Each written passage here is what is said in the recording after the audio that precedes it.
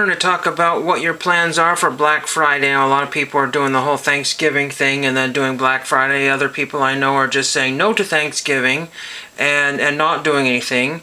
A lot of people say Black Friday is a scam and sort of like that. So, you got to take away all the naysayers and find out what's really going on. So a lot of people I watch on YouTube are doing Black Friday record store day, and that'll be happening soon. And somebody has already listed the prices for some of the things there, and it's like $50 each or $100. Or there's a couple items that might, if you're lucky, you can get a couple of items like a 12-inch or a 7-inch or whatever, 3 or whatever they've been going on about, and you might be lucky to get out of record store day with 2 different items and pay $50. And I don't think that's really something I feel like I want to do at the moment. So I have to say no to record store day Black Friday, nor do I want to stand in line for a long time. But that being said, if I don't stand in line, then I have a chance of getting zip.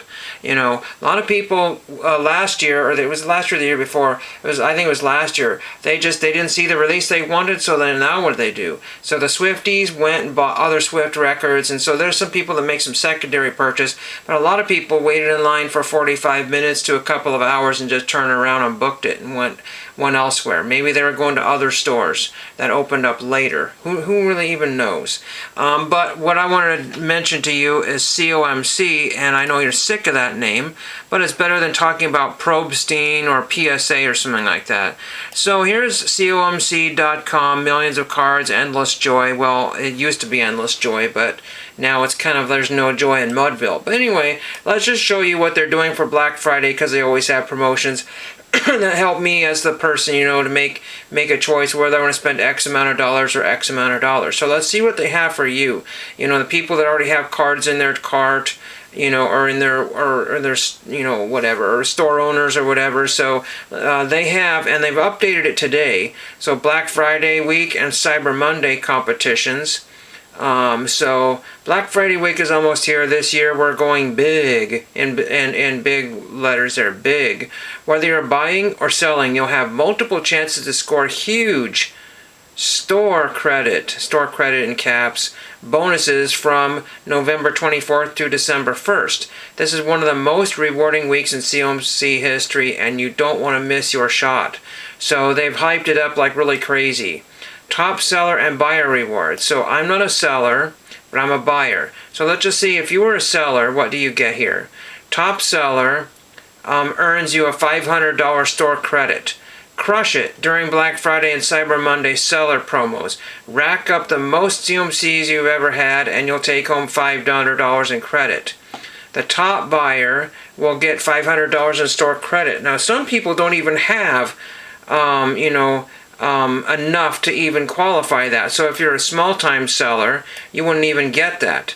Lock up on Black Friday and Cyber Monday promotion deals outright purchases only and finishes a top buyer to earn a $500 store dollar credit. Now, how are you going to know?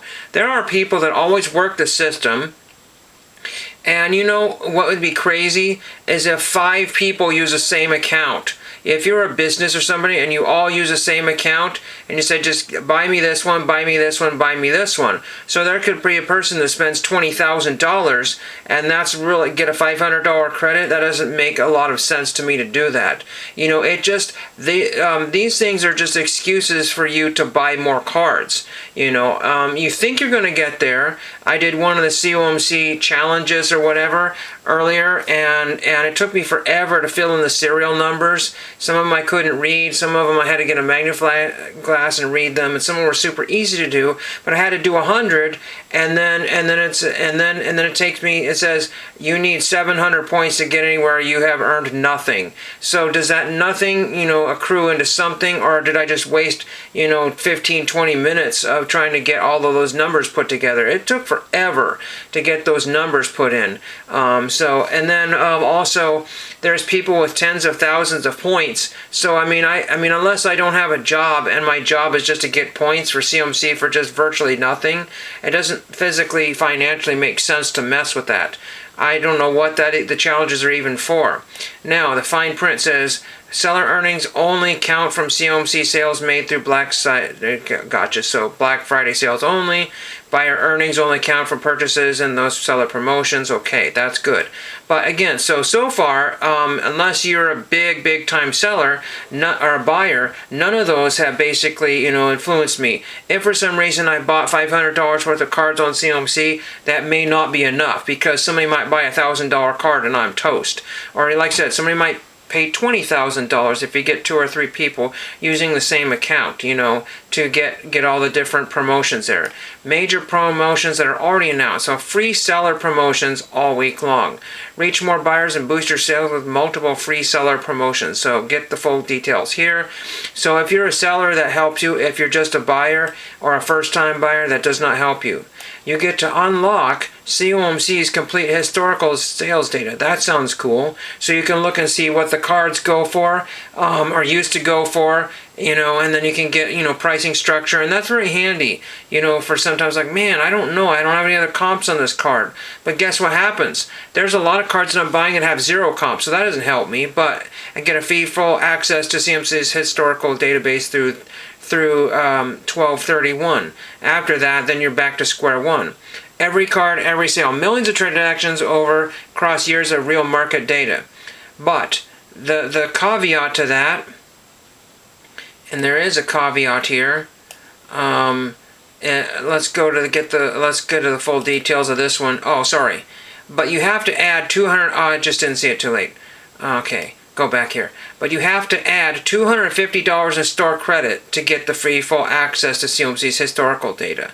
So that would be more helpful if you were a seller. Maybe if you're trying to comp cards and find one. But again, if you're comping something that's at $1, it's best not to even have that. Because there are cards that have sold for $1 that shouldn't have, and then there might be up to 50 now. So it does not help me at all. So that's no good.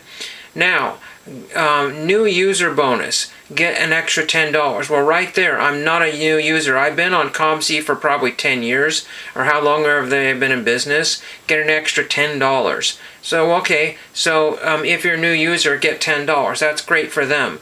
But if you're new to COMC, load $100 in store credit. It's all store credit here. All of it, you have to purchase store credit within 24, because they know in full well a lot of people will never finish off their cards there. If you buy like $10 and $100 worth of stuff there, and you only use like an odd amount there, and you're left with like 34 cents or how much ever it is, you're going to have to load X amount of other dollars in store credit to get that 34 cents in savings out. So it's very difficult. I've seen people penny shopping, by the penny at COMC to get every inch of cent out there.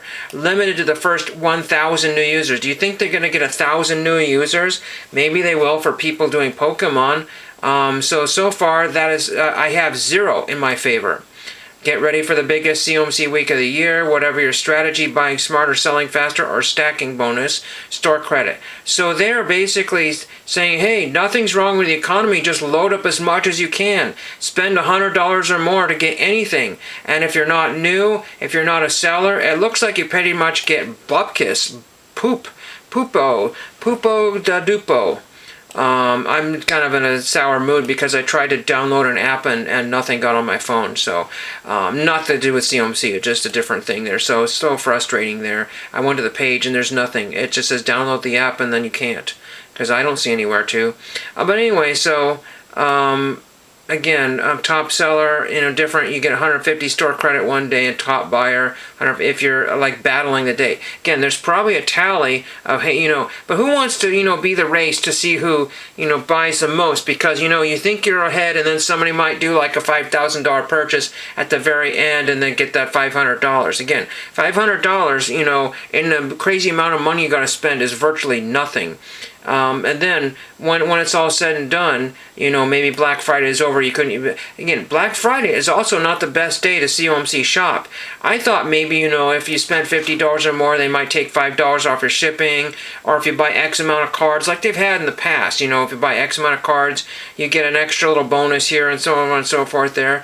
But I don't see anything for the people that are spending, $100 or less, or $99 or less. Again, I only wanted to basically get a few of the cards that I want because they might be on sale, and also that might be the time where other people are just waiting to Black Friday to just, because a lot of people are frustrated with COMC, they're going to just do it on special events and holidays. So it could be just jammed with an insane amount of people breaking the system.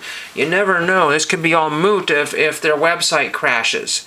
We don't know if it's going to happen, but it could. People, trying to wipe out all the Pokemon or gaming cards or the new hot stuff or the online exclusives that they used to be only able to get through COMC, the Upper Deck stuff there. Just don't know what's going to happen. So that's unfortunate. I did want to show you this before I finish off the video here. And this is I believe that's the Weird Harold cell. I can't remember all the different names of the Fat Albert gang there. Mushmouth, Rudy, and Fat Albert, and Weird Harold, and I can't think of the rest of them right now. There's a few other ones.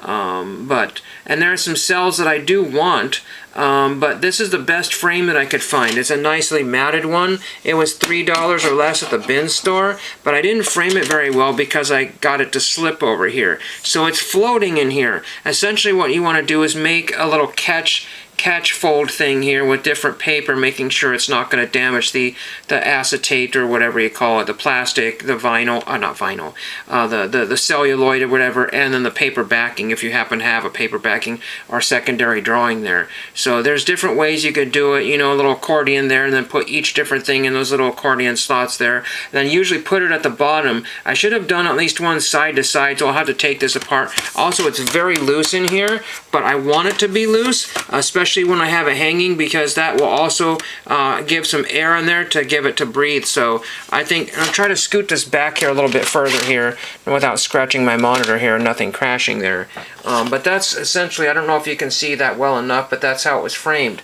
Again, it's not professionally done, but it looks super amazing there. Would I have chosen another color? Maybe. But whatever cheesy picture of like the Grand Canyon or some sort of, national park landmark that was in there had to go. The frame was super dirty, and there's some scratching, there's a little split in the corner, but again, if you have time to sweat the small stuff, again, I could have spent an easily $70 to get this thing framed somewhere else, and I don't want to, $70 to $100 for a cell that cost under $20. That's my guess of what I paid for it back then.